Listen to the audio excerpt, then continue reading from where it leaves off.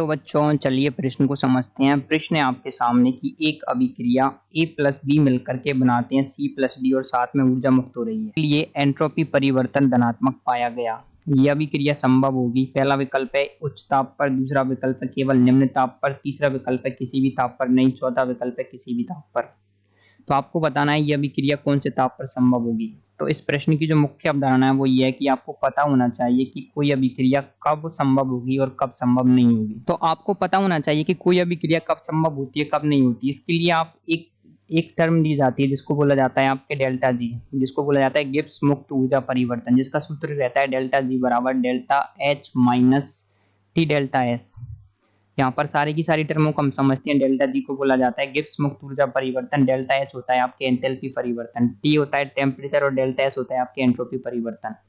हमको दी गई अभिक्रिया क्या है? दी गई अभिक्रिया है आपके सामने वो है आपके ए प्लस बी मिलकर के बना रहे हैं आपके सी प्लस बी, और साथ में क्या है आपकी ऊष्मा निर्मुक्त हो रही है। तो इसका मतलब ये कि यहाँ पर जो डेल्टा एच है वो क्या आ जाएगा आपके नेगेटिव। डेल्टा एच नेगेटिव आ जाएगा तो आपको डेल्टा जी का मान यदि किसी अभिक्रिया के लिए नेगेटिव आ जाता है ना, डेल्टा जी गिब्स मुक्त ऊर्जा परिवर्तन, तो वो अभिक्रिया स्वतः परिवर्तित होती है, यानी कि वो किसी भी ताप पर हो जाती है। फिर उसके लिए आप टेम्परेचर कम करो ज्यादा करो कोई मतलब नहीं रहता।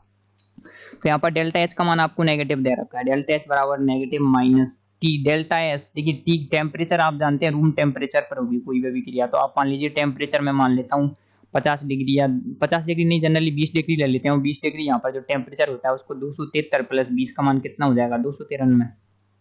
तो ये तो हो जाएगा मतलब टेम्परेचर कैसा होगा आपके यहाँ पर पॉजिटिव। तो टेम्परेचर आ जाएगा आपके पॉजिटिव, टेम्परेचर पॉजिटिव है। और आपके जो एंट्रोपी परिवर्तन है आप जानते हैं जो आपके एंट्रोपी परिवर्तन है वो कितना दे रखा है, एंट्रोपी परिवर्तन दे रखा है आपको धनात्मक। जब ये भी धनात्मक है तो एंट्रोपी परिवर्तन भी पॉजिटिव, पॉजिटिव और पॉजिटिव मिलकर के क्या बनाएंगे, ये भी बनाएंगे पॉजिटिव। तो यहाँ पर डेल्टा जी का मान आ रहा है देखिए आपका नेगेटिव माइनस नेगेटिव, नेगेटिव और नेगेटिव मिलकर के क्या कर लेंगे नेगेटिव, तो डेल्टा जी का मान आ रहा है आपके नेगेटिव। देखिए यहाँ पर एक बात तो सिद्ध हो रही है कि जो आपके डेल्टा जी है ना वो क्या हो रहा है नेगेटिव प्राप्त हो रहा है। जब आपके डेल्टा जी किसी भी अभिक्रिया के लिए नेगेटिव प्राप्त होता है ना, जब आपके डेल्टा जी का मान ऋणात्मक प्राप्त होता है, तो इससे एक बात पता होती है कि यह अभिक्रिया स्वतः प्रवर्तित होती है।